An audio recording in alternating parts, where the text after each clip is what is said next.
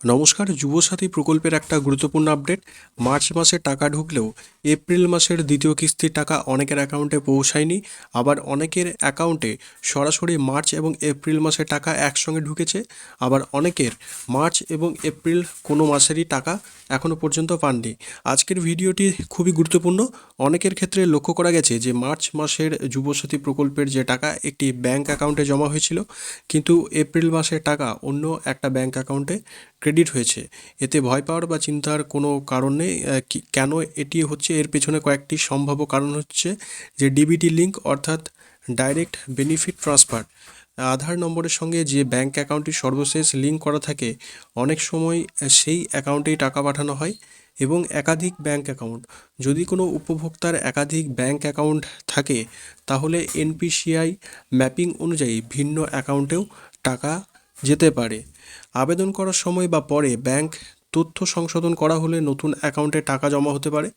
এই মুহূর্তে করণীয় যে আপনি যদি এমন পরিস্থিতির সম্মুখীন হন তাহলে যে বিষয়গুলি অনুসরণ করতে হবে, অর্থাৎ অনেকের যুবসাথী প্রকল্পের প্রথম কিস্তি টাকা ঢুকলেও দ্বিতীয় কিস্তি টাকা হয়তো ঢোকেনি, কিন্তু অনেকে দেখা যাচ্ছে যে অন্য কোনো ব্যাংক অ্যাকাউন্টে কিন্তু এই টাকা ঢুকেছে। এক্ষেত্রে আপনাদেরকে যে বিষয়টি করতে হবে, আপনার সমস্ত ব্যাংক অ্যাকাউন্ট চেক করুন। শুধু একটি নয়, আধারের সঙ্গে লিঙ্ক থাকা সব অ্যাকাউন্ট তথ্য যাচাই করুন এবং পাসবই আপডেট করুন। অনেক সময় এসএমএস না এলেও ব্যাংকে কিন্তু সরাসরি টাকা জমা হয়ে যাচ্ছে। এনপিসিআই বা আধার সিডিং স্ট্যাটাস যাচাই করুন।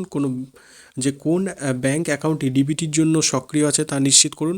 প্রয়োজনে ব্যাংক বা ব্লক অফিসে যোগাযোগ করুন। কোনো বিভ্রান্তি থাকলে তা সঠিক দিক নির্দেশনা কিন্তু ব্লক থেকে জানতে পারবেন। তো যুবসাথী প্রকল্পের টাকা প্রত্যেকের ব্যাংক অ্যাকাউন্টে সরাসরি পাঠানো হচ্ছে। কিছু ক্ষেত্রে সামান্য দেরি হলেও টাকা অবশ্যই জমা হচ্ছে। তাই কোনো যে গুজব বা ভুল তথ্যের উপর বিশ্বাস না করে ধৈর্য ধরুন এবং অপেক্ষা করুন।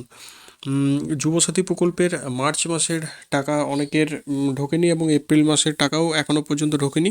তাদের মূল সমস্যা হচ্ছে ফর্ম ফিল আপের কোনো সমস্যা হয়ে থাকতে পারে, বা হয়তো ভোটের এই প্রাককালে কিন্তু অনেকের ডেটা এই মুহূর্তে এন্ট্রি করা হয়নি, যার ফলে আপনার ফর্মটি কিন্তু অফিসিয়ালভাবে এখনও পর্যন্ত কোনো রকম অ্যাপ্রুভাল পায়নি।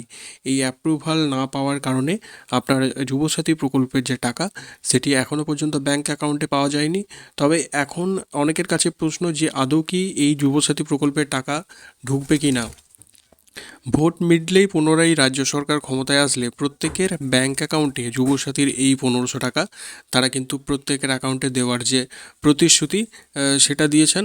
এবং দেখা যাচ্ছে যে এই বিষয়টি নিয়ে বেশ কিছু জায়গায় ডেপুটেশনও দেওয়া হয়েছে যে যুবসাথীর অ্যাকাউন্টের যে টাকা এখনও ঢোকার প্রক্রিয়া কিন্তু বেশ কিছু জায়গায় কিন্তু প্রচুর পরিমাণে কম। তো অনেকের এই বিষয়টি নিয়ে ব্লক অফিসে জানতে চেয়ে ব্লকে যোগাযোগ করলে ব্লক থেকে বলা হয়েছে যে ভোট চলার জন্য কিছু কিছু ক্ষেত্রে কিন্তু এই যে ডেটা এন্ট্রির কর্মী তাদের একটু কর্মী কম থাকায় এই প্রসেসটি কিন্তু একটু দেরি হচ্ছে। তো ভোট মিটলেই কিন্তু প্রত্যেকের অ্যাকাউন্টে এই টাকা সরাসরি ক্রেডিট হয়ে যাবে বলেই বিশ্বাস। তো আজকের ভিডিওটি এই পর্যন্ত। যুবসাথী প্রকল্পের এরকম আরও অথেন্টিক আপডেট পেতে চ্যানেলটি অবশ্যই সাবস্ক্রাইব করে সঙ্গে থাকুন। Thank you.